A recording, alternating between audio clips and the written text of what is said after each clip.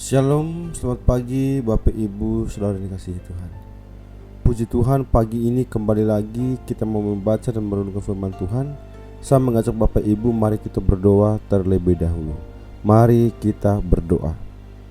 Terima kasih Bapa yang baik. Kami bersyukur ya Tuhan, sepanjang malam hingga pada pagi hari ini kami bisa bangun tidur dengan sehat, bukan karena kuat dan hebat kami, tapi karena berkat kasih Tuhan. Dan pada pagi hari ini ada kesempatan bagi kami untuk membaca dan merenungkan firman-Mu. Tolong Bapa, buka hati dan pikiran kami, sehingga firman yang kami baca, kami renungkan, kami dapat mengerti, terlebih lagi kami dapat mengaplikasikannya di dalam kehidupan kami hari lepas hari. Di dalam nama-Mu Bapa, kami berdoa dan kami bersyukur. Haleluya, amin. Tema yang akan kita renungkan bersama pada pagi hari ini yaitu hukuman dan pemulihan. Yeremia pasal 16 ayat 14 sampai dengan ayat yang ke-21.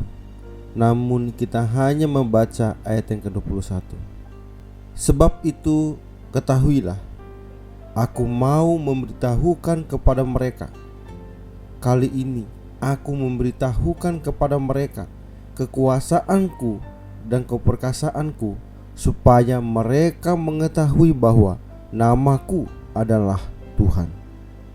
Bapak Ibu Saudara yang dikasihi Tuhan, ada ungkapan Jawa yang mengatakan anak pola bapa keprada.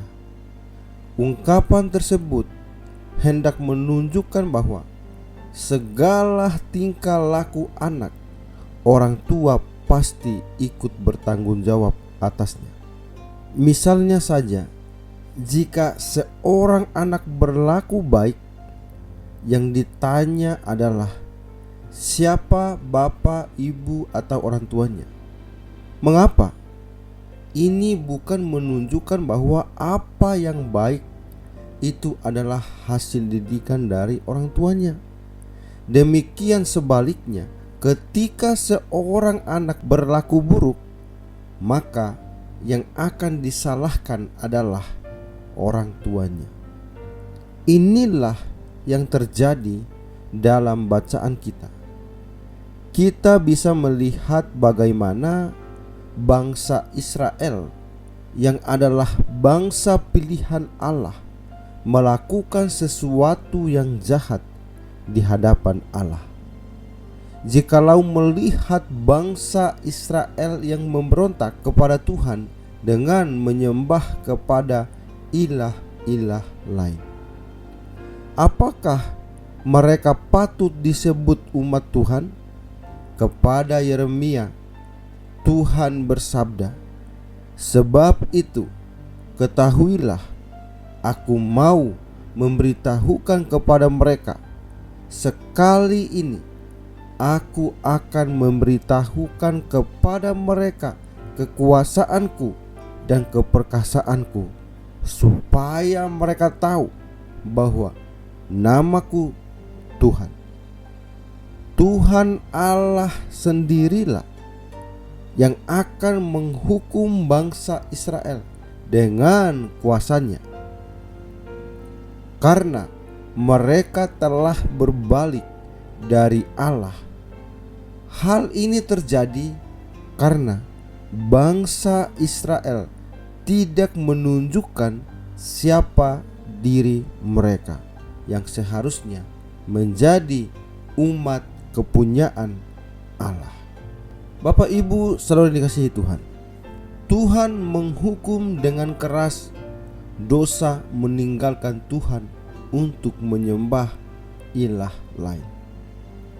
Kesalahan itu memang sudah dilakukan sejak nenek moyang Israel, tetapi terus berkelanjutan bahkan sampai pada generasi Yeremia. Hukumannya adalah pembuangan dan pembiaraan berbakti kepada ilah-ilah lain. Dibiarkan bebas, tetapi hukuman digandakan.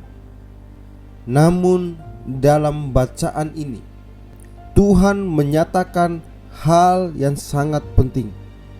Penghukuman Tuhan ini akan menandai suatu era baru kasih sayang Tuhan kepada umat yang dipilihnya dan dikasihinya secara khusus.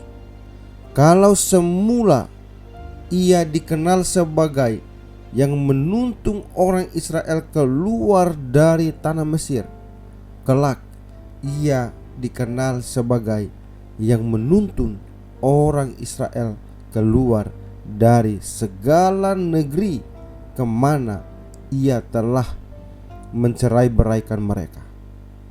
Hukuman pembuangan bukan kata akhir, karena diikuti tindakan pemulangan dari pembuangan ke tanah perjanjian.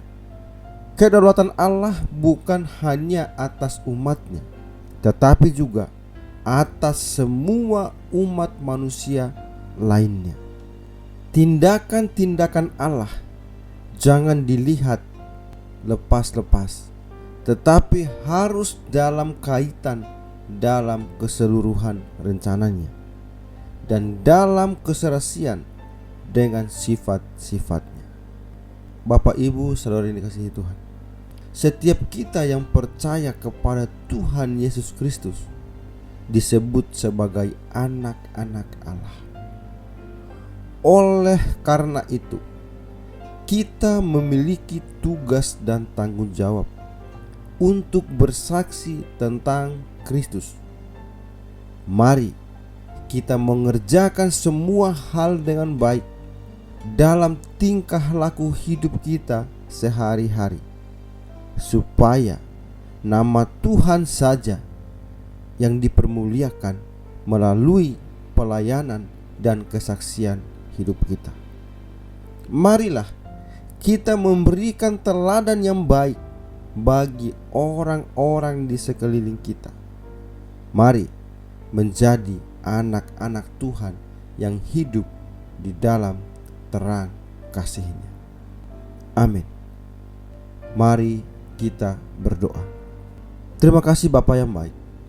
Terima kasih untuk kebenaran firman Tuhan yang senantiasa selalu menguatkan kami.